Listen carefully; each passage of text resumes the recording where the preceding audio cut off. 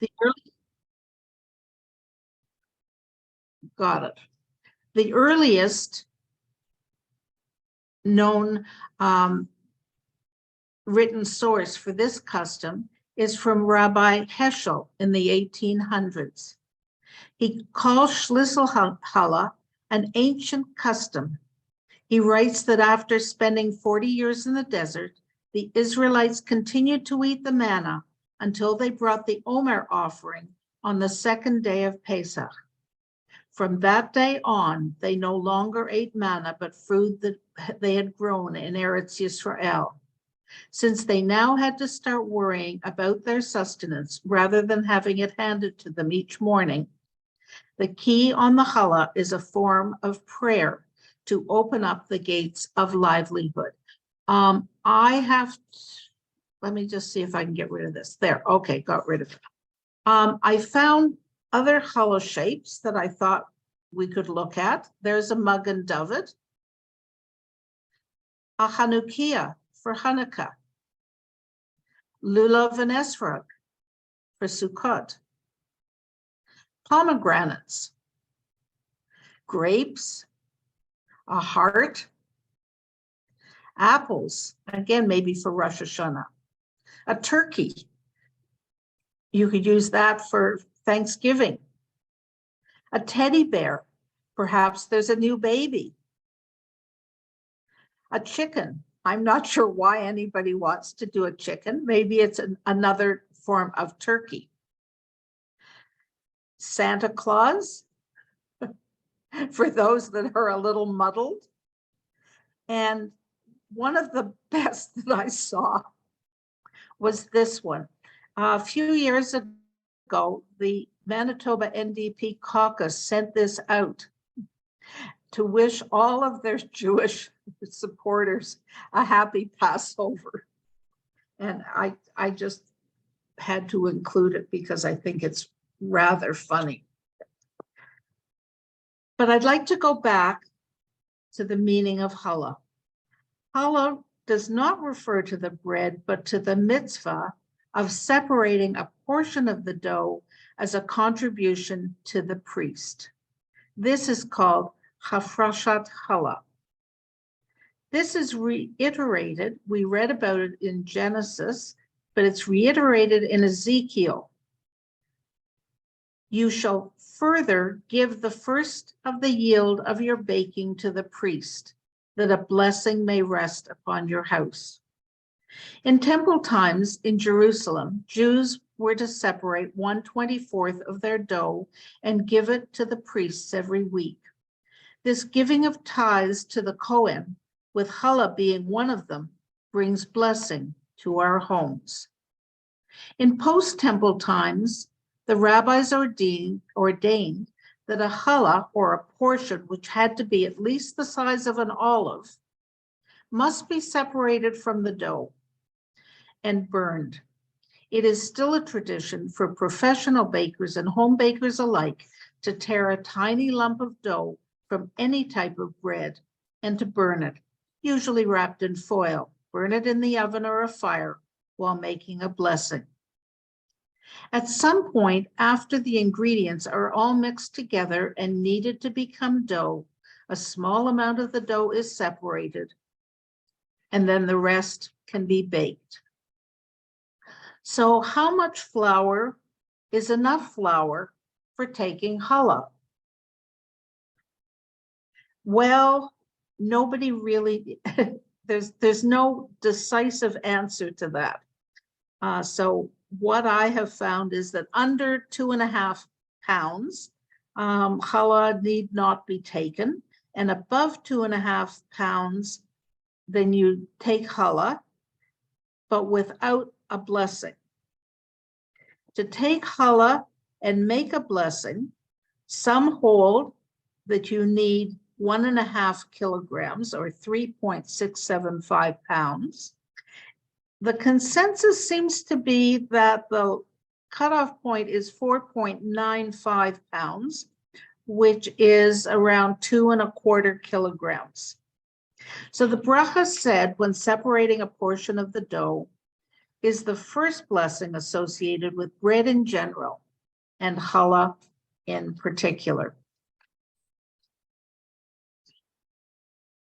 The bracha is, I hope this isn't too small for you to see, Baruch atah Hashem Elokeinu melech haolam, asher kiddushanu b'mitzvosav v'tzivanu lahafrish challah ha'isa. Blessed are you, O God, ruler of the universe, who made us holy with your commandments and commanded us to separate challah from the dough. Either after or if there is no bracha, declare the separated piece to be challah by holding it up and saying, Harei zo challah, this is challah.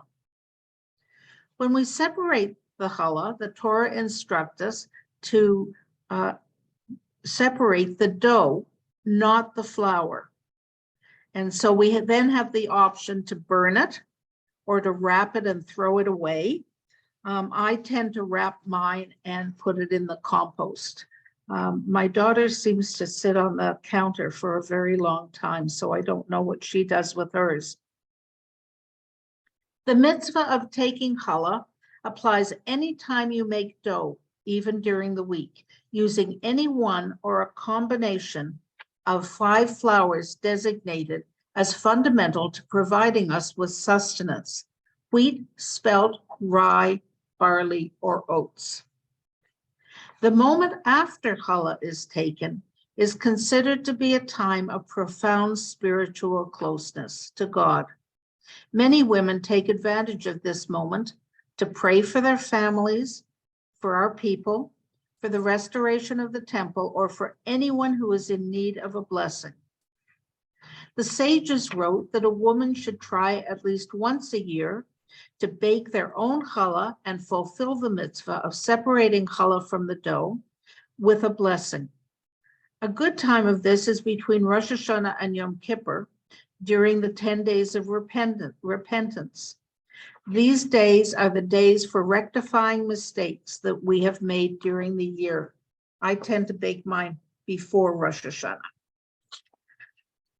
Some will intentionally make a large amount of dough at other times so that they can just make the blessing. You could then either give the loaves away, and most people don't complain if you give them a loaf of challah, or you can freeze it. Taking challah early on in the bread making process is best, they say, but you can actually take challah at any stage, even after it's baked, even after you've eaten it, if there's still some left. I was moved by an article by one of my teachers, Rebbetzin Tzipora Heller, who wrote, and I quote, "When I went to camp as a child, one of my least favorite activities was what was known as the nature walk, in which a large group of incurably urban children were taken through the monotonous backwoods roads of the Catskills in upstate New York. I'm sure some of you might be able to relate to this. I can relate to this through my own similar experience along the roads in the Adirondacks, also in upper New York. Being in the heat of summer, it was always the hottest, most humid, dustiest day of the year. To pass the time, Rebbetzin Heller and I, on the dusty highways, would sing, 'We're here because we're here because we're here,' ad infinitum. For most of us, these words describe the way we see the world. We are desensitized to its wonder and beauty to the extent that ordinary describes the way we see life, banal, unremarkable, and most of all, because it's there. The Torah presents a radically different approach. Everything in its essence is holy. God gives us permission to use the world for a mundane purpose under one condition, that we preserve its holy essence.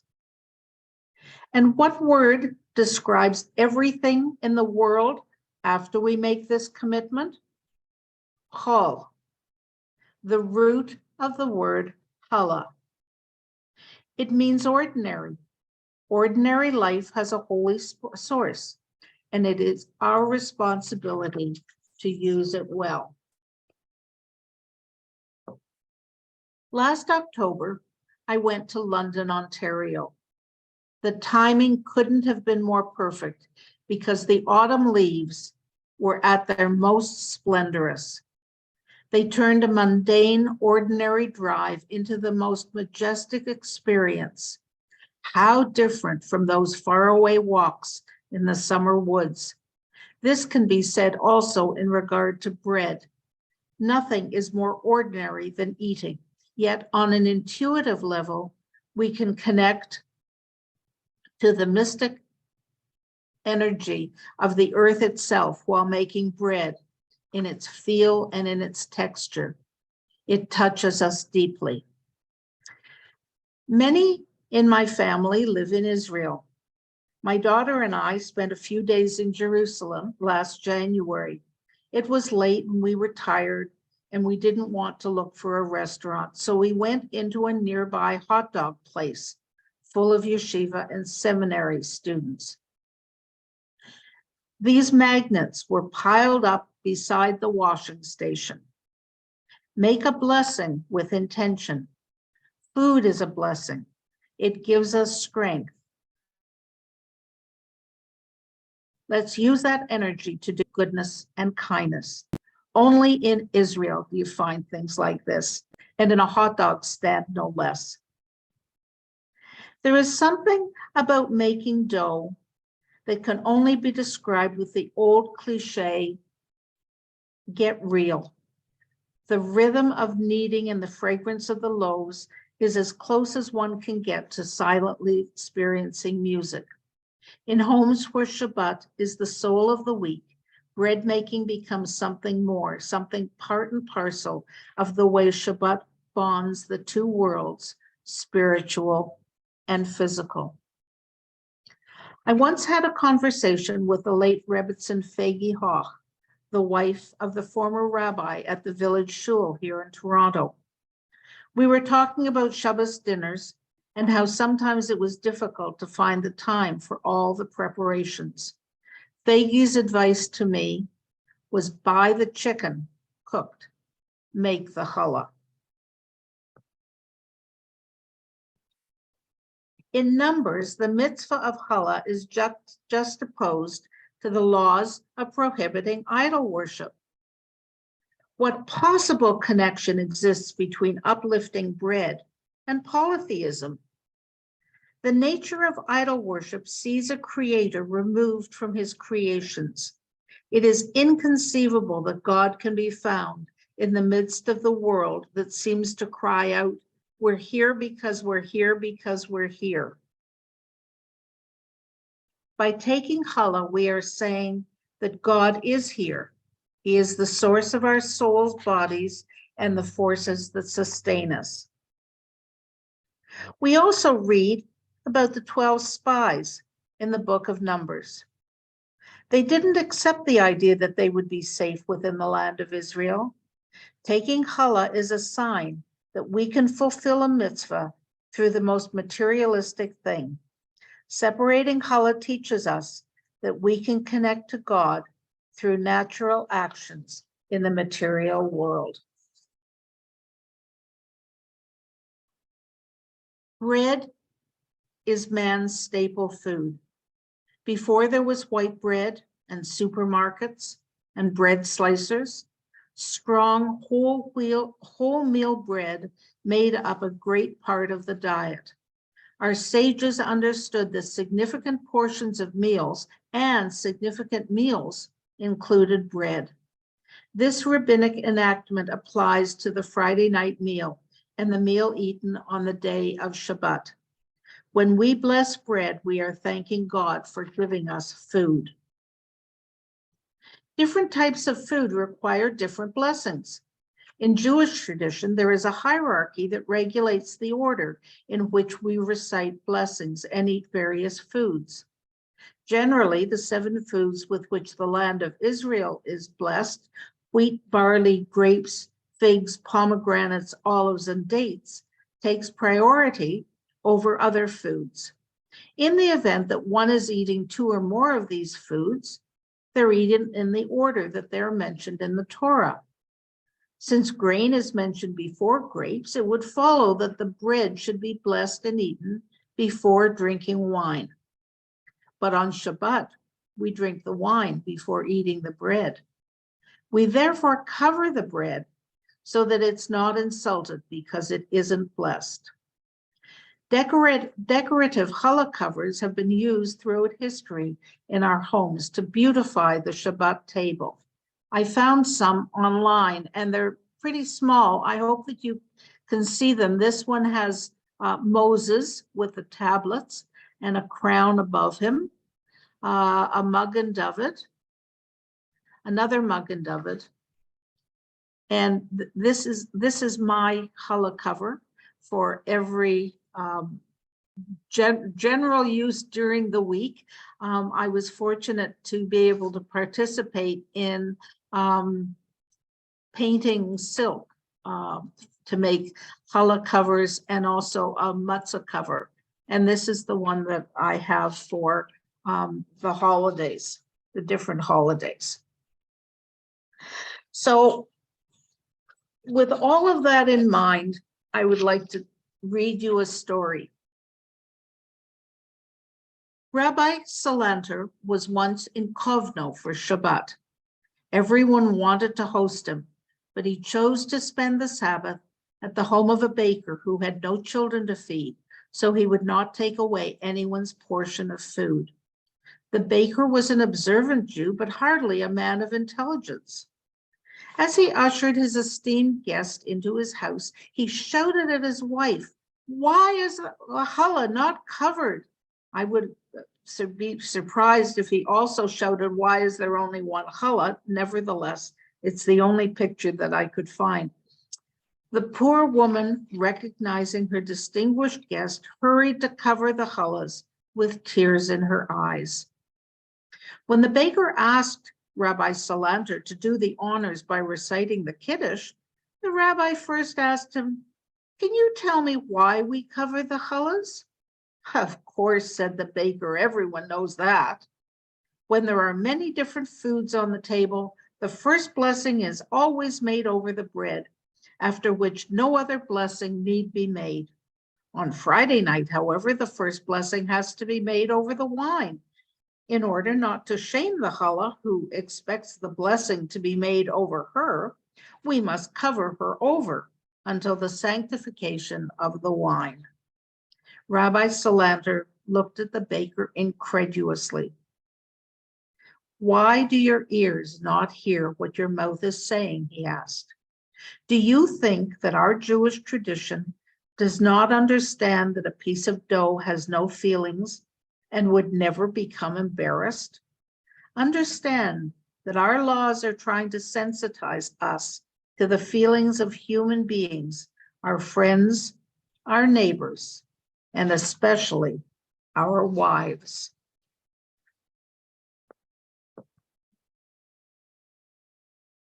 This is a terrible picture of a lump of salt from the Dead Sea. Nevertheless, there it is, because we're going to move on to talk about salt.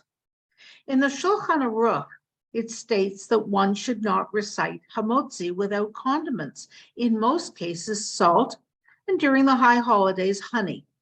These are brought to the table so that the challah can be dipped right after the blessing. With the destruction of the temple, the experiential aspect of celebrating and making sacrifices at the temple was lost. Our sages tried to recreate the temple experience through our synagogues and our homes. The Shabbat and holiday table has been likened to the altar of the temple. In temple times, there was a positive commandment to salt the sacrifices. In Leviticus, we are told, "And every meal offering you shall season with salt.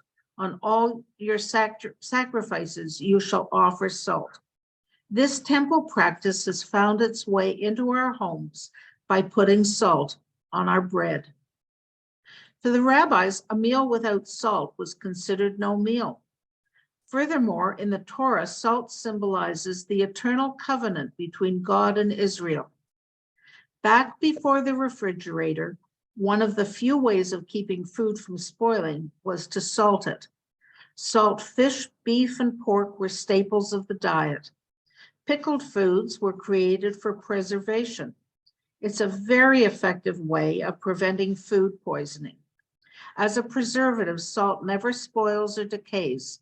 Salting food and challah, in particular, transforms eating into a spiritual act.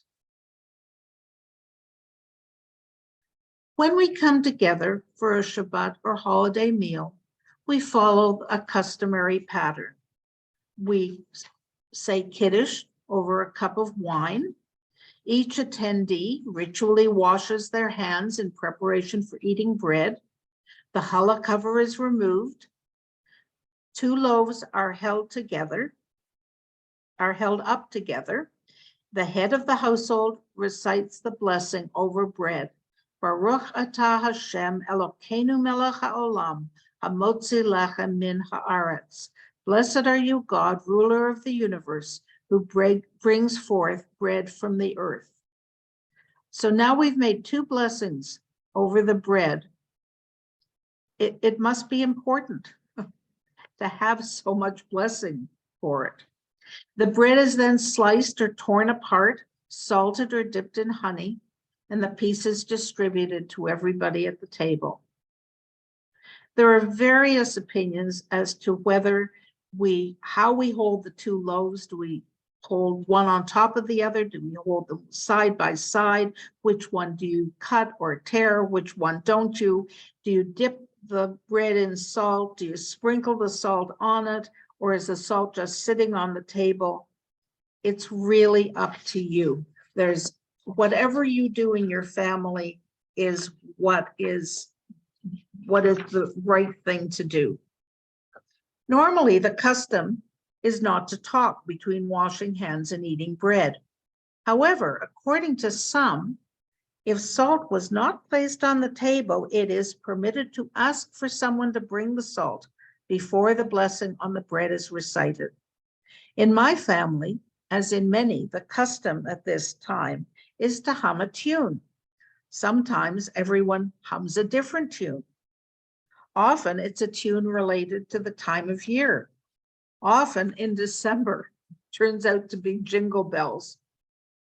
In addition to the above symbolic meaning of salt, there is a historical lesson regarding salt to which the Torah alludes. In Genesis, we read that Lot's wife looked back and was turned into a pillar of salt. Sodom was a city in which it was illegal to help others. The Torah's description of the Sodomite attack on Lot's home, because he hosted strangers, is indicative of a way of life that had to be destroyed. Again, in Genesis, we learn that Sodom was a place where the people were very wicked and sinful to God. One cannot establish a relationship with God without developing one with our fellow man. Salting challah reminds us of the need to create a society based on the principles of righteousness and justice, the antithesis of Sodom. The Talmud tells us that our matriarch Sarah Imanu's bread stayed fresh from Friday to Friday, a miracle each and every week. Sarah laid the foundations for the future of every Jewish woman's spiritual journey, leaving an indelible mark on each one of her future descendants, on all of us. Women elevate this world and raise it to reconnect with the source from which it came. There is a belief among the Lubavitch branch of Hasidism that before the Messiah can come to transform the world into a paradise of peace and tolerance, the Shekhinah, the feminine aspect of God, must rise. Women will lead the way to the new era. I'd like to leave you with a few points. Start preparing for Shabbos early in the week, and when you do, my screen's blocked. Just when you do, remark L'Koved Shabbos, for the sake of Shabbos. Make challah in the merit of someone. Challah comes alive in your hands when you're kneading it. Challah is not the braided bread, the end product, but rather the piece we separate from the dough. Separating challah connects us to the larger world. There is a prayer in Judaism for everything. Special shapes, challah covers, beautify a mitzvah. Seek out different shapes, even if you're buying the challah. Use those challah covers you may have gotten as a gift. Shabbos blessings are our blessings. Candles, children, wine, and challah. I just have to move. There we go. Okay. May it be our merit to see the unity and wholeness that challah so deeply represents, redefining the fragmented and wounded world in which we live. Thank you. Those are my daughter's hopes. Does anybody have any questions?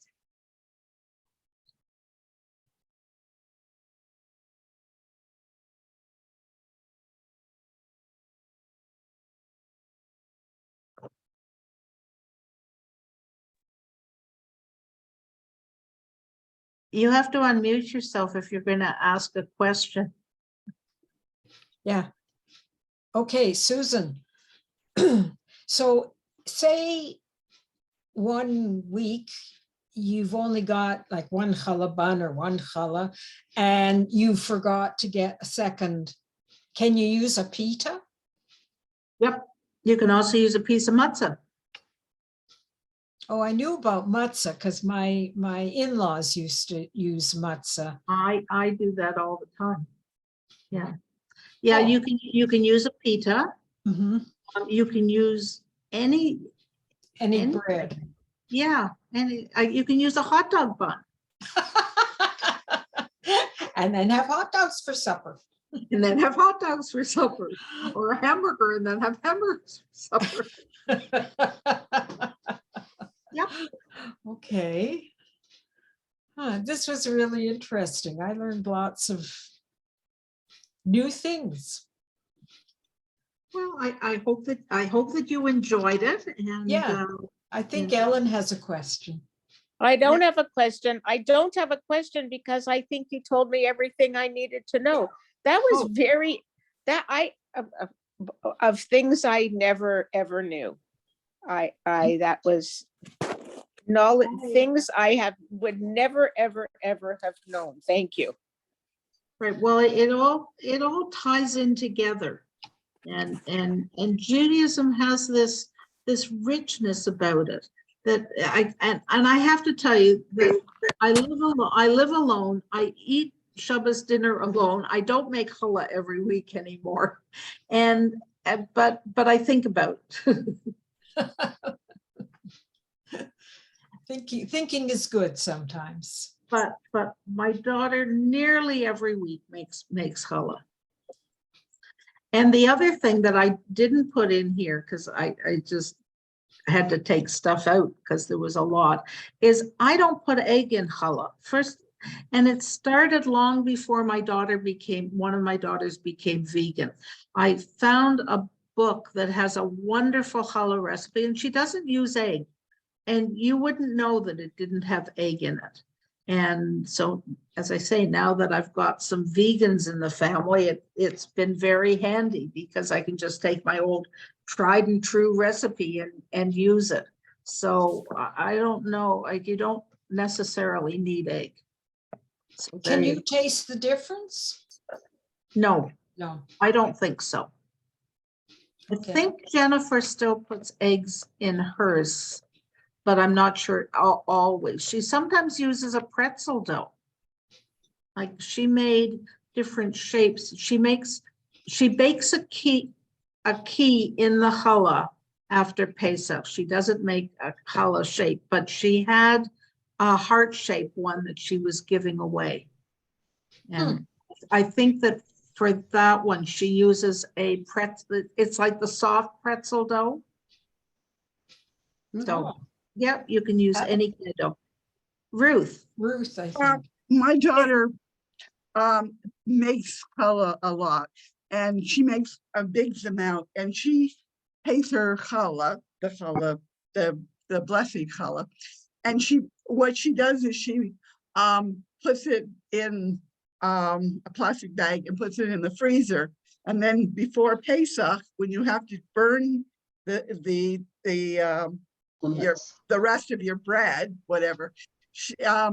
And when the night before, when they're looking for the bread, she hides it like 10 pieces so the kids can find them. She makes sure she remembers where she put them, and then they find them, and then the next morning they burn it. And that's what she does like all year. I used to, well, when I had a fireplace in the backyard, I could burn it, but they really discourage people from burning stuff on their balconies. Well, yeah, So- no, so but I she's don't- I in don't- Israel. Yeah, I don't, They make big fires before Pesach in her town. yeah, well, we also had big fires today because it's like over. they could probably even have fires on their balconies in Israel. I don't think anybody cares. Okay, first, I think Judy had a question. Has anybody had luck in making gluten-free challah? It comes out like a rock. Who's asking that? Judy. Okay, one of my daughters, before she was a psychologist, was a professional baker. And one of her specialties was gluten-free sourdough bread. And she was very successful at it. I will see if I can get you a recipe and I'll send it to Noreen. I'll talk to her about that. So you want gluten-free challah. I just have to make a note. I did check with, Tina and I want it too. I use 1+1 flour, which is from Bob's Red Mill. And I did call them. The regular 1+1 does not work. It doesn't do well with yeast. The one in the brown bag, I tried it one day. It wasn't bad when it came out of the oven, but it was like a rock by the time we went to eat it at dinner. Okay. So I just wondered. Yeah, My no, daughter- I will Okay. find out because I know that she's been very successful in her making her gluten-free breads. So let me find out and I can send the information to you via Noreen. Okay, thank you. Great, okay. Now, I think Ruth Got was my- first. My daughter-in-law makes gluten-free buns from a flour that she gets in the States. It's like the Bob's 1-to-1, but I can't remember the make that she gets. It's cup for and- cup, same thing. Yeah, and it turns out pretty good, but she doesn't make like a big loaf. She makes it into small buns and they turn out not bad. I Okay. also tried the package you can buy at Sobeys for $17.95. That also went in the garbage. And I made Bilka buns with it. It didn't work. So we managed, but it would be nice to have a challah. I'll They find put- out from my daughter-in-law what she what she uses Okay. for my Thank you. granddaughter. 'Cause she's Okay, gluten-free. hold on, everybody. Okay, I think Ruth has a question. Yeah. Is water challah, that's not made with eggs too, is that correct? Water challahs? I don't know a great deal about it, except that one of those breads from, I think it was from North Africa, is sometimes referred to as water challah. Because it's not yellowy. It doesn't look like, and it doesn't taste like a regular challah. It's not sweet. No, it's not sweet, and I'm not sure what the ingredients are in water challah. But you don't need eggs to make it yellow. My challah is still a little bit yellow, and I don't put eggs in it.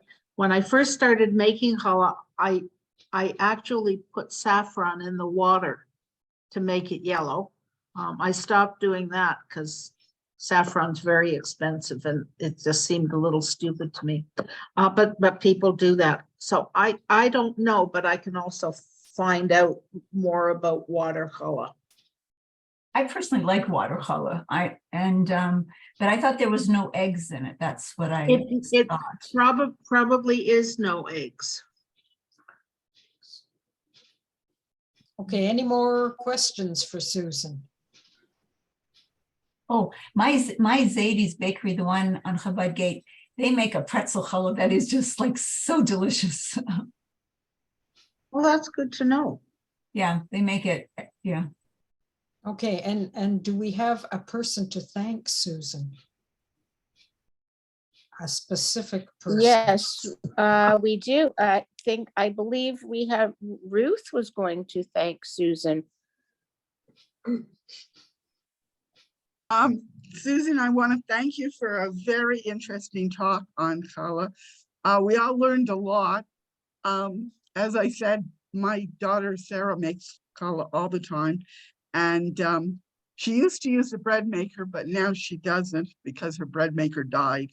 But she still makes it, and then she'll make like for enough for, especially before Rosh Hashanah and Yom Kippur, she'll make, and because she'll make like, you know, almost 100 loaves or little bulkas, because because they have lots of people, and she has 7 children, so you know, it's a lot. Good for her. Good for her. Anyway, Where thank you. where does she live? She lives in Kiryat Sefer in which is near Modin in Israel. Yeah, no, because my daughter's in the north, and most people are not. No, most people are in the central. Yeah. Yeah, yeah. Okay, It's a pleasure to be back with the Beth David women, and wish you well as we move into the warmer weather, I hope. let's hope so. Anyway, thank you all for Thank you. coming. And you. I'm sorry, I forgot to put the recording on at the very beginning, but what I did record will be on the website in a day or two. So, and we look forward to seeing you at other things, especially our installation brunch towards Yes. the Yeah. end of June. Okay. Thank So you, everybody, for coming. I'm Thank going you. to stop the recording. Thank you.